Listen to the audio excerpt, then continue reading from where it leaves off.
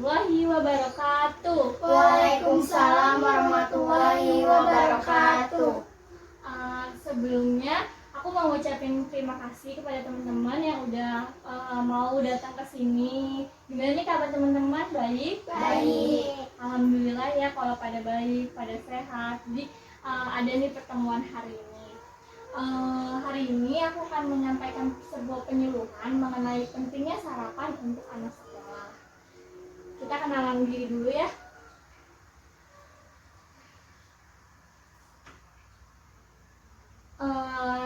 Nama aku Ilham Namalia, mahasiswa Universitas Muhammadiyah Profesor Dr. Hamka, jurusan Ilmu Gizi di semester 5. Aku mau nanya, Apa? kakak kuliah di UHAM kayak di sana ya? Oh iya betul, Hamka ada di sini juga, tapi kebetulan fakultas aku ada di Kebayoran. Aku udah kenalan nih, boleh dong aku kenalan juga sama kalian. Bisa sebutin nama, umur, kelas berapa, dan sekolah di mana satu-satu ya. Mulai dari kamu deh. Nama aku Nasya Putri Harasitana, umurnya 11 tahun, kelas 5B, sekolah di SDN Rambutan 02 Pagi. Nama aku Caira Wardana, kelas 4A, umur 10 tahun, SDN Rambutan 05 Pagi. Nama aku Hani Fitria, umur 12 tahun, kelas 6B, sekolah SDN Rambutan 05 Pagi. Nama aku Anggita Hurakusuma, umur aku 11 tahun, kelas 6B, sekolah SDN Rambutan 05 Pagi. Nah, kan kita udah saling kenal ya, jadi enak nih nyampein materinya, jadi lebih asik. Nggak usah kaku-kaku, kita santai aja. Nih aku mau nyampein satuan acara penyuluhan gizi namanya. Berisi tujuan umum, tujuan khusus, materi, dan metodenya. Tujuan umum dibuatnya edukasi ini untuk memberikan informasi nih kepada teman-teman, apa sih pentingnya sarapan, kenapa kita harus sarapan. Yang memiliki tujuan khusus akhirnya diharapkan teman-teman setelah mendapatkan edukasi ini, teman-teman mau sarapan setiap paginya buat sebelum mulai aktivitasnya. Materinya itu nanti ada kebutuhan zat gizi yang dibutuhkan dari teman-teman sendiri dan apa aja manfaat sarapan. Terus metodenya nanti aku menjelaskan materi. Setelah selesai menjelaskan materi, kalau teman-teman punya pertanyaan boleh ditanyakan. Oh iya, sebelum kita masuk materi ada beberapa pertanyaan yang harus teman-teman jawab. Ini pertanyaannya diisi sebisa teman-teman dulu aja. Nanti nggak masuk nilai sekolah kok ya, nggak apa-apa, diisi sebisanya aja. Pegang.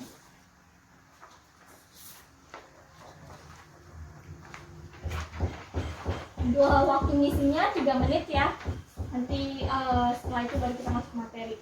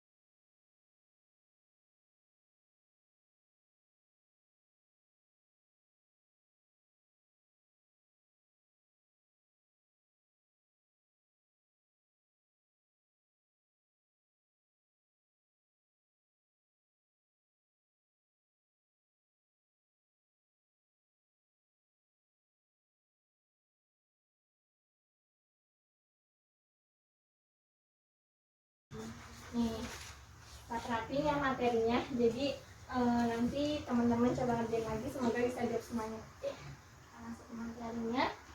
Materinya tentang sarapan. Di antara teman-teman di sini siapa sih yang biasanya sarapan pagi? Dan lagi? Cuma Masya yang sarapan setiap paginya. Kalau misalnya Enji, kenapa nggak sarapan? Aku males makan. Males ya. Kalau Hani gimana? Belum lapar kalau pagi ya. Kalau Jahira gimana Jahira? Soalnya mama aku belum masak. Oh, kalau pagi mamanya belum masak. Terus kalau misalnya sarapan yang ada di pikiran teman-teman apa sih?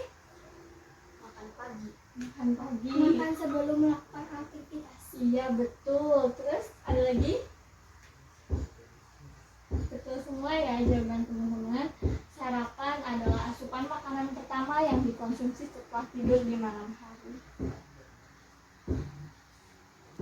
Kenapa sih kita harus sarapan? Jadi teman-teman pernah dong punya pertanyaan itu, apa bedanya sarapan sama makanan di waktu lain, makan siang, makan malam?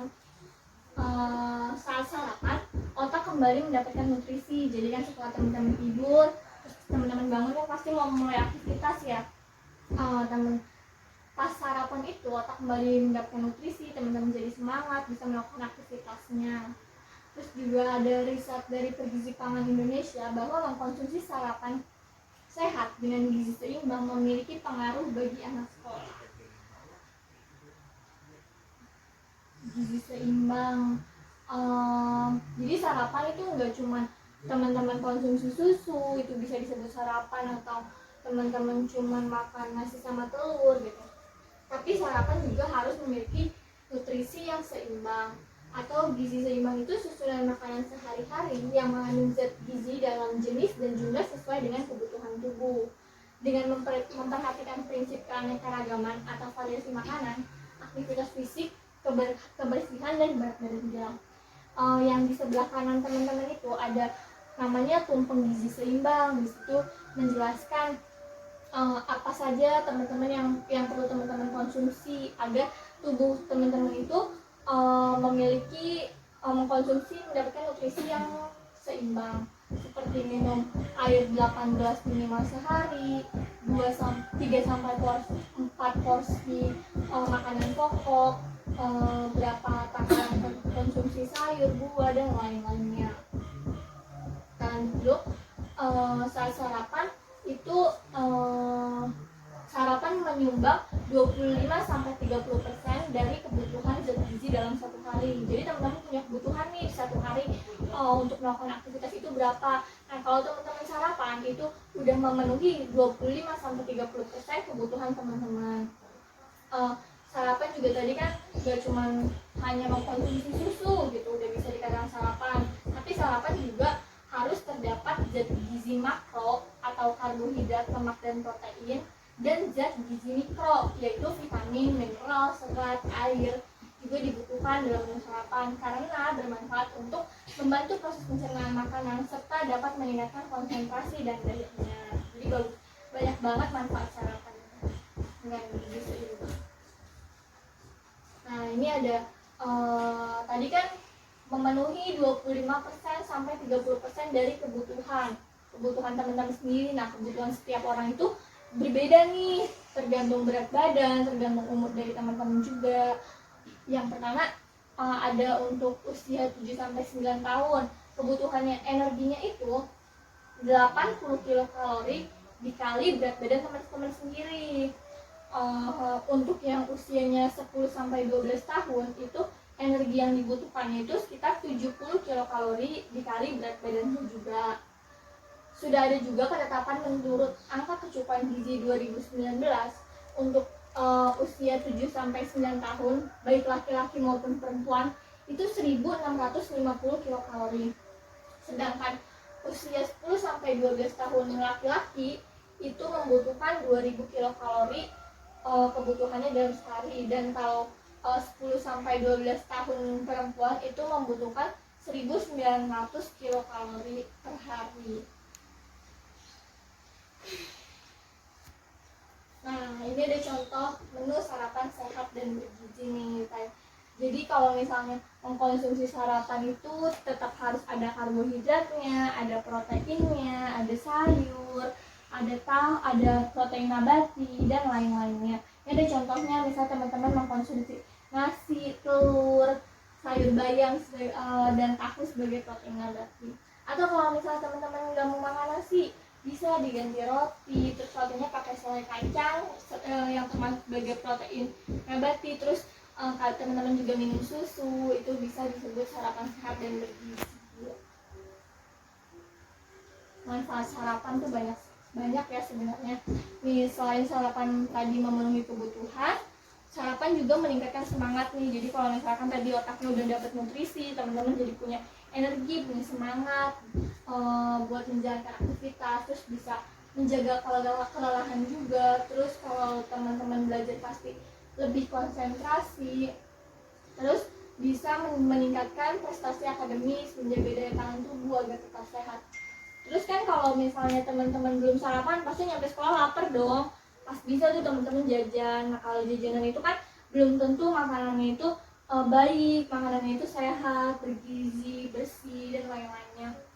Hanya kalau teman-teman udah sarapan di rumah, terus teman-teman kenyang, juga teman-teman terhindar dari jajanan-jajanan sembarangan yang ada di sekolah. Sarapan juga sebagai sarana utama dari segi gizinya nih. Penyampaian materinya udah cukup. Kalau dari teman-teman sendiri gimana, udah paham? Paham. Ada yang ingin ditanyakan? Kalau memang ada yang ingin ditanyakan, boleh ditanyakan. Saya mau nanya, kenapa sih kalau sarapan itu bisa ngantuk? Oh, kalau sarapan tuh kenapa bisa ngantuk? Jadi kalau sarapan jadi ngantuk ya? Nah, sebenarnya kalau sarapan jadi ngantuk itu karena konsumsi makanan teman-teman yang kurang tepat. Misalnya konsumsinya terlalu banyak porsinya nih, jadi bikin ngantuk akhirnya kan. Atau ada yang disebut beban glikemik. Beban glikemik yang tinggi itu juga menyebabkan lebih cepat tubuh bikin ngantuk gitu. Ngerti? Ada lagi yang mau tanya? Makan sehat itu harus makan nasi ya? Makan sehat itu harus makan nasi? Enggak juga. Nasi itu kan sebagai sumber karbohidrat ya. Kalau misalnya teman-teman nggak mau makan nasi, bisa diganti yang lain, misalnya mie, atau tadi kan contohnya ada roti ya. Roti juga sebagai sumber karbohidrat. Jadi sebenarnya makan sehat dan bergizi itu nggak harus tiap saat mengkonsumsi nasi, bisa diganti yang lain seperti mie, ubi, ada roti, gandum dan lain-lainnya.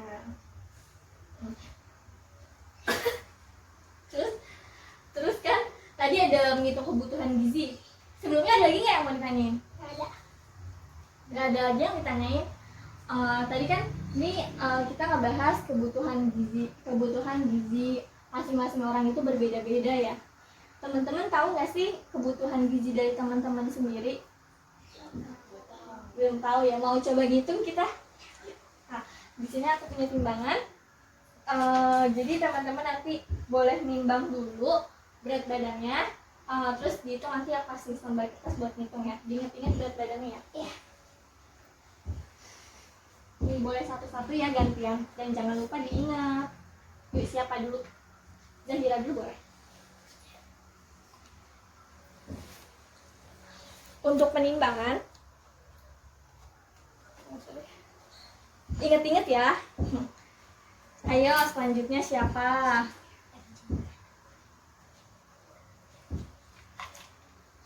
Masya. Ya, inget-inget ya. Boleh lanjut.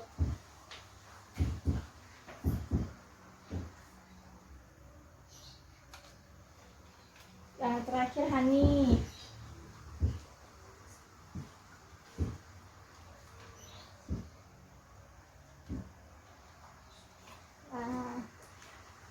Teman-teman kan udah tahu semua nih berat badannya ya. Kita coba hitung ya. Udah pada bisa perkalian semua? Udah. Nah, boleh aku kasih kertas, nanti teman-teman coba hitung di kertasnya ya.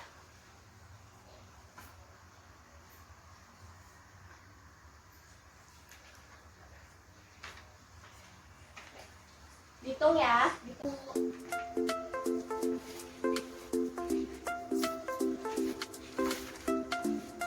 Udah banget. Udah 20 menit lebih ya? 20 baru.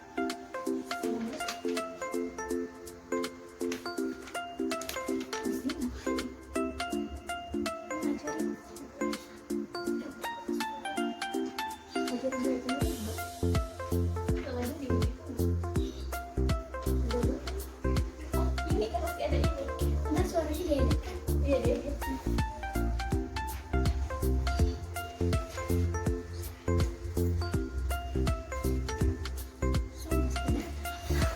Ya cerita dulu. Iya.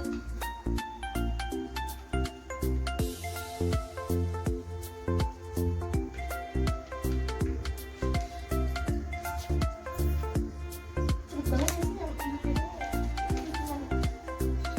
Tapi kalau misalnya nanti hasilnya 25 menit lebih, nanti yang nunggu tadi kan lumayan lama itu kayak agak seperti gitu kan. Iya, Kak. Sama lama banget kan. Sama seperti itu nggak?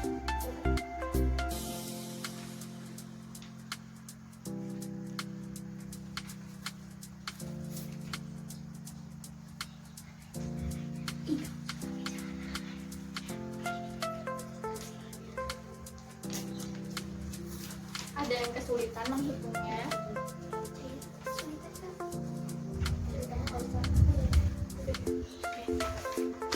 Udah ketemu semua, Udah. udah ketemu semua. Udah. Nanti sebutin. Iya. Nah, berarti kan udah tahu nih sekarang ya kebutuhannya. Boleh nggak aku tahu kebutuhan dari kalian tuh berapa? Coba NG berapa? 2401. 2401. Kalau Hani 2376. 76.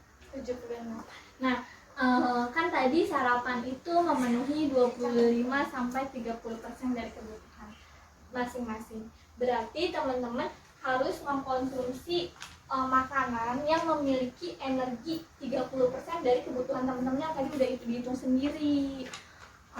Semoga dengan mendapatkannya edukasi ini, teman-teman udah bisa nih selalu sarapan sesuai dengan kebutuhannya.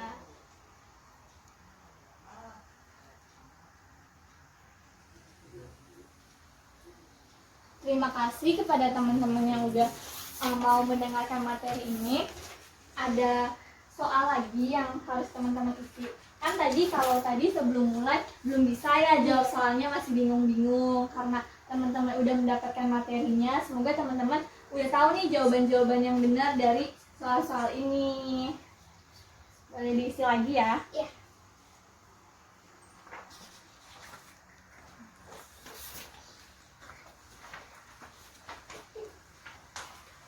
Waktunya selama 3 menit.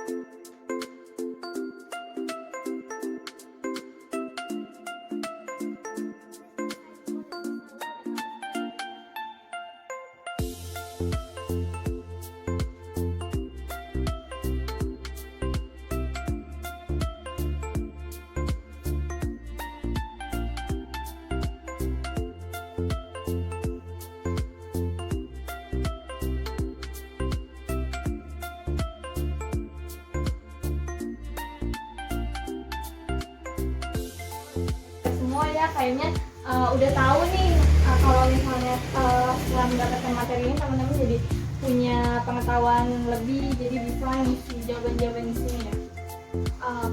Itu aja yang bisa aku kasih pada teman-teman. Semoga tujuan dari penyuluhan kali ini bisa tercapai dengan teman-teman mau melakukan kegiatan sarapan setiap paginya sebelum memulai aktivitas. Sekian dari aku. Sekali lagi aku ucapkan terima kasih buat teman-teman yang udah menyempatkan hadir. Assalamualaikum warahmatullahi wabarakatuh. Waalaikumsalam warahmatullahi